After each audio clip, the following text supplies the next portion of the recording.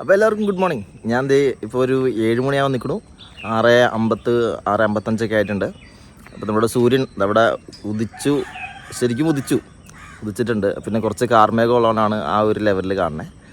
അപ്പം ഞാൻ കാലത്തുനിന്ന് ഓടി ജോഗിങ് ഒക്കെ കഴിഞ്ഞു. അത്യാവശ്യം വേർത്തിട്ടുണ്ട്. പിന്നെ കുറച്ച് വെള്ളമൊക്കെ കുടിച്ചിട്ടാണ് ഈ കാണുന്ന ചായ കുടിക്കുന്നത്. ഓക്കെ, അപ്പം കാലത്ത് തന്നെ ആളുകൾ പതുക്കെ ചെറിയ തിരക്കുകളിലോട്ട് പോകുന്ന കാഴ്ചയാണ് ഇപ്പോൾ നമ്മുടെ ചുറ്റും കാണുന്നത്. ഇച്ചിരി കഴിഞ്ഞാൽ ഞങ്ങളും തിരക്കാവും. ഇന്ന് കുറച്ച് പരിപാടിയൊക്കെ ഉണ്ട്. ഇപ്പോൾ നമ്മുടെ കയ്യിലുള്ള വീഡിയോ എല്ലാം സ്റ്റോക്ക് കഴിയാണ്. ഇന്നത്തോടെ സ്റ്റോക്ക് കഴിയാണ്. അപ്പോൾ പുതിയ കർഷകരെ ഇനി തേടണം. അവരുടെ രീതികൾ കണ്ട് മനസ്സിലാക്കണം. അവരുടെ അടുത്ത് വീഡിയോ ചെയ്യാൻ പറ്റുമെന്ന് ചോദിക്കണം. വീഡിയോ ചെയ്യണം, പിന്നെ അത് എഡിറ്റ് ചെയ്യണം. അങ്ങനെ കുറച്ച് കാര്യങ്ങളാണ് ഇനിയിപ്പോൾ ചെയ്യാനുള്ളത്. അപ്പോൾ അതുകൊണ്ട് ഞങ്ങളും തിരക്കായിരിക്കും. അതുമാത്രമല്ല, മറ്റൊരു തിരക്കുകളുണ്ട്. ഇന്നു മുതൽ കുട്ടിക്ക് സ്കൂൾ തുടങ്ങുകയാണ്. അപ്പോൾ അതുകൊണ്ട് ഇനി അവിടെ വീട്ടിലൊരു യുദ്ധമായിരിക്കും. കാരണം എന്ന് വെച്ച് കഴിഞ്ഞാൽ കാലത്ത് 7 മണിക്ക് കാലത്ത് 6:30 വൈഫ് എഴുന്നേക്കണം, 8 മണിയാകുമ്പോൾ കുട്ടി എഴുന്നേക്കണം. എന്നാലാണ് ഒരു 9:30 ആകുമ്പോൾ സ്കൂളിലോട്ട് പോകാൻ പറ്റുള്ളൂ. ഇവിടെ അടുത്ത് തന്നെയാണ് സ്കൂൾ. അതുകൊണ്ട് 9:30 ഇറങ്ങിയാൽ മതി. ഞാൻ സ്വിഗ്ഗിയിൽ ജോലി ചെയ്യുന്ന സമയത്തൊക്കെ 10 മണിക്ക് ഇറങ്ങാറ്. 10 മണിക്ക് ഇറങ്ങിയാൽ ഒരു 10:15 ആകുമ്പോൾ അവിടെ സ്കൂളിലെത്താം. എന്നാലും ടീച്ചേഴ്സൊന്നും പറയില്ല കേട്ടോ. കാരണം LKG കുട്ടിയല്ലേ, ശരിക്കും പഠിക്കാനും നല്ലല്ലോ പോണേ, കളിക്കാനല്ലോ പോണേ, കുഴപ്പമൊന്നുമില്ല. പിന്നെ എൻ്റെ കുട്ടിയുടെ ഒരു വിദ്യാഭ്യാസത്തിൻ്റെ കാര്യത്തിലാണെന്നുണ്ടെങ്കിൽ കുറച്ച് വിശദമായിട്ട് ഞാനും എൻ്റെ വൈഫും പറയാം. പക്ഷേ എൻ്റെ കൺസെപ്റ്റ് തന്നെയാണ് എൻ്റെ വൈഫിൻ്റെ കൺസെപ്റ്റ്. കാരണം ഞങ്ങൾ രണ്ടുപേരും പല കാര്യങ്ങളിലും ഒരേപോലെ ചിന്തിക്കുന്ന ആൾക്കാരാണ്. അവനെ പഠിക്കാൻ വേണ്ടിയല്ല വിടുന്നത്. അതായത് കുട്ടികളുടെ കൂടെ നന്നായി മിങ്കിൾ ചെയ്യുക. നമ്മുടെ സമൂഹമായിട്ട് മിങ്കിൾ ചെയ്ത് ജീവിക്കുന്നതാണല്ലോ. ആരുടെയും തുണയില്ലാതെ, ആരുടെയും സപ്പോർട്ടില്ലാതെ, എന്നാൽ സമൂഹത്തിൻ്റെ സപ്പോർട്ടോടു കൂടി ജീവിക്കേണ്ടതാണ്. അപ്പോൾ സമൂഹത്തിൻ്റെതായ രീതി അവൻ പഠിക്കേണ്ടതുണ്ട്. അപ്പോൾ അതുകൊണ്ട് അങ്ങനെ പഠിക്കാൻ വേണ്ടി മാത്രമാണ് നമ്മൾ സ്കൂളിൽ വിടുന്നത്. അല്ലാതെ പഠിച്ച് വലിയ മാർക്ക് വാങ്ങാനോ അല്ലെങ്കിൽ വലിയ ജോലി വാങ്ങാനോ അല്ല. കാരണം ഇതിപ്പോൾ നമ്മുടെ ഒരു ട്രെൻഡ്. ഇപ്പോൾ ഞാനൊക്കെ പഠിച്ചിരുന്ന സമയത്ത് ഉള്ള ട്രെൻഡ് എന്ന് പറഞ്ഞു കഴിഞ്ഞാൽ പഠിച്ച് എല്ലാത്തിലും റാങ്ക് ഫസ്റ്റ് ക്ലാസ്സൊക്കെ വാങ്ങിച്ചിട്ട് വലിയൊരു മുതലാളിയുടെ കീഴിലുള്ള വലിയൊരു കമ്പനിയിൽ വലിയൊരു സാലറിയിൽ ജോലി. ഇത് ഞാൻ ഡിഗ്രി ചെയ്തത് ഭാരത് മാതാ കോളേജ് തൃക്കാക്കരയാണ്. അതൊരു മാനേജ്മെൻറ്റ് കോളേജാണ്, അഫിലിയേറ്റഡ് ആണ് MG യൂണിവേഴ്സിറ്റി. പിന്നെ അതിനുശേഷം PG ചെയ്തത് ഗവൺമെൻറ് കോളേജിലാണ്, അത് മഹാരാജാസിലാണ്, എറണാകുളത്ത്. ഓക്കെ, ഇതിൽ ഈ മാനേജ്മെൻറ്റ് കോളേജ് പഠിച്ച സമയത്തും ഉള്ള കോമ്പറ്റീഷൻ ഭയങ്കര കോമ്പറ്റീറ്റീവ് ആയിരുന്നു അവിടെ. അതായത് മാനേജ്മെൻറ്റ് ആയതുകൊണ്ട് തന്നെ അവിടെ ഇടയ്ക്കിടയ്ക്ക് ഈ പല വലിയ കമ്പനികൾ, ഇപ്പോൾ നെസ്റ്റ് പോലുള്ള കമ്പനികൾ, IT കമ്പനികളൊക്കെ അവിടെ വന്നിട്ട് ക്യാമ്പസ് റിക്രൂട്ട്മെൻറ്റ് ചെയ്യും. അപ്പോൾ അതിൽ കയറി പറ്റാൻ വേണ്ടിയിട്ട് BBAക്ക് പഠിക്കുന്നവരും MBAക്ക് പഠിക്കുന്നവരും BCom പഠിക്കുന്നവരും ഇനിയിപ്പോൾ മറ്റ് ഡിഗ്രി കോഴ്സുകളിൽ പഠിക്കുന്നവർ പോലും ഭയങ്കരമായിട്ട് എപ്പോഴും പരിശ്രമിച്ചുകൊണ്ടിരുന്നു. അപ്പോൾ അതിന് ഭയങ്കരമായിട്ട് ആക്കം കൂട്ടിയത് ടീച്ചേഴ്സാണ്.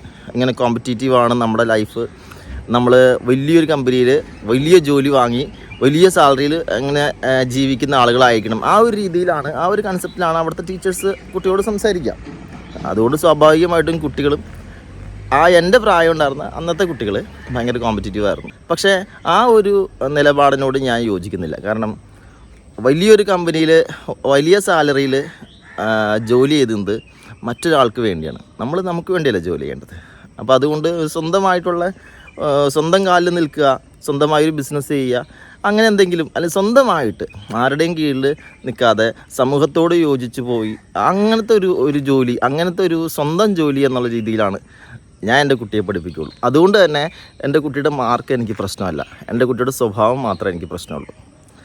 അത് തന്നെയാണ് എൻ്റെ വൈഫിൻ്റെ ചിന്താഗതി. പഠിച്ചില്ലേ വേണ്ട, കുറച്ചൊക്കെ പഠിച്ചാൽ മതി. അതായത് നന്നായി പഠിക്കുക എന്നുള്ളതല്ല, നന്നായി കുട്ടികളുടെ കൂടെ മിങ്കിൾ ചെയ്യുന്നതിനൊപ്പം, ആ സ്കൂളിൽ മിങ്കിൾ ചെയ്ത് അവരുടെ കൂടെ കളിച്ച് നടക്കുന്നതിനൊപ്പം പഠിക്കാൻ പറ്റുന്ന കാര്യങ്ങളൊക്കെ പഠിക്കുക, അത്ര മതി. പണ്ടൊക്കെ ഒരുപാട് തല്ല് കൊണ്ടിട്ടുണ്ട്. Sine, cos, tan, cosec, sec, അങ്ങനെയൊക്കെ സംഭവം ഉണ്ടല്ലോ. പിന്നെ കുറേ മാത്സിൻ്റെ മറ്റ് ഈ സംഭവങ്ങളൊക്കെ ഉണ്ട്. A+B², അത് ഞാൻ മറന്നു കേട്ടോ. ഇതൊക്കെ ഒരുപാട് തല്ലുകൊണ്ട് പഠിച്ചിട്ടുണ്ട്. എൻ്റെ ജീവിതത്തിൽ ഒരിക്കൽ പോലും ഞാൻ ഈ സാധനം ഒന്നും ഉപയോഗിച്ചിട്ടില്ല. പ്രത്യേകിച്ച് കടയിൽ പോകുമ്പോൾ ഒന്നും. ഇന്നും ഒരു എന്താ പറയുക, ഒരു വലിയൊരു ബില്ല് കൂട്ടാൻ പറഞ്ഞു കഴിഞ്ഞാൽ എനിക്ക് കാൽക്കുലേറ്റർ വേണ്ട. ആ ഒരു ഓൺ ദ സ്പോട്ടിൽ ഇപ്പം നമുക്കത് കൂട്ടാൻ പറ്റും. കാരണം വെച്ച് കഴിഞ്ഞാൽ അത് ലൈഫിൻ്റെ ആ ഒരു എക്സ്പീരിയൻസാണ്. നമ്മൾ ഈ മാർക്കറ്റിലൊക്കെ ചെന്ന് കഴിഞ്ഞാൽ ഈ താരകന്മാർ, അതായത് മീൻ മാർക്കറ്റിലൊക്കെ ചെന്ന് കഴിഞ്ഞാൽ അവരൊക്കെ സിമ്പിളായിട്ട് വലിയ വലിയ എമൗണ്ടുകൾ കൂട്ടുകയും കുറയ്ക്കുകയും ഗുണിക്കുകയും ഹരിക്കുകയൊക്കെ ചെയ്യണ കാണാം. അതിനൊന്നും വിദ്യാഭ്യാസമല്ല, അതൊക്കെ എക്സ്പീരിയൻസാണ്. അപ്പോൾ ആ ലെവലിലോട്ടാണ് നമ്മുടെ മക്കളുടെ ജീവിതം വരേണ്ടത്. കാരണം സ്വന്തമായിട്ട് കാര്യങ്ങൾ ചെയ്യുക, സ്വന്തമായിട്ടൊരു ബിസിനസ് തുടങ്ങുക. നമ്മൾ മറ്റുള്ളവരുടെ കീഴിൽ പോവാതെ മറ്റുള്ളവരെ നമ്മുടെ കീഴിലോട്ട് കൊണ്ടുവരാൻ ശ്രമിക്കുക. അത് നെഗറ്റീവായിട്ട് എടുക്കണ്ട കേട്ടോ. ഞാൻ ഉദ്ദേശിച്ചത് ഒരു ബിസിനസ് തുടങ്ങുക. അപ്പോൾ അതിന് എന്തായാലും ഒരു എംപ്ലോയീസൊക്കെ വേണമല്ലോ നമുക്ക്. അപ്പോൾ അങ്ങനെ ആ ഒരു രീതിയിലേക്ക് നമ്മുടെ മക്കളെ കൊണ്ടുവരികയാണ് ചെയ്യുന്നത്. അതിന് മാർക്കൊന്നും പ്രശ്നമല്ല. അതിന് വേണ്ടത് സയൻറ്റിഫിക് ആയിട്ടുള്ള നോളജ്, കുറച്ച് മാത്തമാറ്റിക്കൽ നോളജ്, അതായത് ജനറൽ ആയിട്ടുള്ള മാത്തമാറ്റിക് നോളജൊക്കെയാണ് ആവശ്യം. അതിന് കുറച്ച് കൂട്ടാനും കുറയ്ക്കാനൊക്കെ പഠിക്കുക. ലാംഗ്വേജ് പഠിക്കുക നന്നായിട്ട്. ഇംഗ്ലീഷ്, ഹിന്ദി, പ്രത്യേകിച്ച് ഇപ്പോൾ ഹിന്ദി ആവശ്യമാണ് നമുക്കിപ്പോൾ അറിയാലോ. കാരണം ഓൾ ഇന്ത്യ ലെവലിൽ അവരുണ്ട്. പിന്നെ നമ്മുടെ നാഷണൽ ലാംഗ്വേജാണ്. നന്നായി ഹിന്ദി പഠിക്കുക, തമിഴ് പഠിക്കുക. ഇപ്പോൾ കഴിഞ്ഞ ദിവസം ഞങ്ങൾ ഈറോഡ് പോയപ്പോൾ, ഈറോഡ് ചെന്ന് കഴിഞ്ഞപ്പോൾ തമിഴ്നാട് ചെന്ന് കഴിഞ്ഞാൽ എല്ലാ ബോർഡുകളും തമിഴാണ്. മറ്റൊരാളുടെ സഹായമില്ലാതെ നമുക്കൊരു ബസ്സിൽ കയറാൻ പറ്റൂല, ഒരു ഓഫീസിൽ കയറാൻ പറ്റൂല. അങ്ങനെ ഒരുപാട് കാര്യങ്ങളുണ്ട്. കാരണം ഇംഗ്ലീഷ് ബോർഡുകൾ അവിടെ ഇല്ല, എല്ലാം തമിഴാണ്.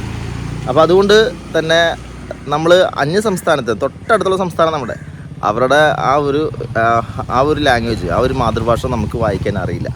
That's too bad. നമ്മൾ വല്ല നാട്ടിൽ കിടക്കുന്ന ഇംഗ്ലീഷ് അറിയാം, പക്ഷേ തൊട്ടടുത്തുള്ള നമ്മുടെ അയൽ സംസ്ഥാനത്തിൻ്റെ ആ ഒരു ഭാഷ നമുക്കറിയില്ല. ഇതൊക്കെ പഠിക്കുക. ഇതൊക്കെയാണ് ശരിക്കും നമ്മുടെ കുട്ടികളെ പഠിപ്പിക്കേണ്ടത്. ഇപ്പം ഞാൻ ഉദ്ദേശിക്കുന്നത് ഒരു 10 വയസ്സാകുമ്പോൾ മുതൽ കുട്ടിയെ നന്നായി ട്രെയിൻ ചെയ്യുക, മറ്റ് ഭാഷകൾ പഠിപ്പിച്ചെടുക്കുക. കൂടുതൽ അന്യ സംസ്ഥാനങ്ങളുടെ ഭാഷ, പിന്നെ അന്യ രാജ്യങ്ങളുടെ ഇംഗ്ലീഷ് മാത്രമല്ലല്ലോ. ഇപ്പോൾ നമ്മുടെ 1947 ശേഷം നമുക്ക് സ്വാതന്ത്ര്യം കിട്ടിയത് ബ്രിട്ടീഷുകാരിൽ നിന്നാണെങ്കിലും അതിനു മുമ്പ് പോർച്ചുഗീസ് ഉണ്ടായിരുന്നു, അപ്പം ഫ്രഞ്ച് ഉണ്ടായിരുന്നു. ശരിക്കും അവരൊക്കെയാണ് ഇവിടെ ഭരിച്ചിരുന്നെങ്കിൽ നമ്മൾ ഇംഗ്ലീഷ് ആവില്ല പഠിക്കുക. നമ്മൾ പഠിക്കുന്ന വല്ല ഫ്രഞ്ചോ അല്ലെങ്കിൽ പോർച്ചുഗീസൊക്കെ ആയിരിക്കും. അത് എൻറ്റയർലി ഡിഫറെൻ്റാണ് ഈ ഇംഗ്ലീഷുമായിട്ട്. പിന്നെ ഇന്നത്തെ കാലഘട്ടം എന്ന് പറഞ്ഞു കഴിഞ്ഞാൽ ഒരു നാഷണൽ ഒരു കൺസെപ്റ്റ് അല്ലല്ലോ, ഇൻ്റർനാഷണൽ കൺസെപ്റ്റാണ്. നമുക്ക് വേണമെങ്കിൽ എപ്പോൾ വേണമെങ്കിലും എവിടെ വേണമെങ്കിലും പോകാമെന്നുള്ള ആ ഒരു കൺസെപ്റ്റൊക്കെ. അപ്പോൾ അതുകൊണ്ട് എൻ്റെ കുട്ടിയുടെ ആ ഒരു രീതിയാണ് എൻ്റെ കുട്ടീനെ ഞാൻ വളർത്തിയെടുക്കാൻ ആഗ്രഹിക്കുന്നത്. നമ്മുടെ മക്കളെ അങ്ങനെ വളർത്താൻ പരമാവധി ശ്രമിക്കുക. അപ്പോൾ എല്ലാവർക്കും ഗുഡ് മോർണിംഗ്. ഇതവിടെ സൂര്യൻ ഉദിച്ചു കഴിഞ്ഞു. നമുക്കപ്പോൾ നല്ലൊരു ദിനം എല്ലാവർക്കും ഉണ്ടാവട്ടെ. എന്നെ കാണുന്നവർക്ക് എല്ലാവർക്കും നല്ലൊരു ദിനം തന്നെ ഉണ്ടാവട്ടെ. നിങ്ങളുടെ ആഗ്രഹങ്ങളും ആവശ്യങ്ങളൊക്കെ സഫലീകരിക്കട്ടെ. നമ്മുടെ ചാനൽ ഇനി ഫോളോ ചെയ്യുക. ഇനിയും വീഡിയോസ് വരുന്നുണ്ട്. പിന്നെ എടപ്പറമ്പിൽ ഫാംസ് എന്ന ചാനൽ കാണാൻ താല്പര്യമുള്ളവർ അതും കാണുക. അപ്പോൾ ബൈ.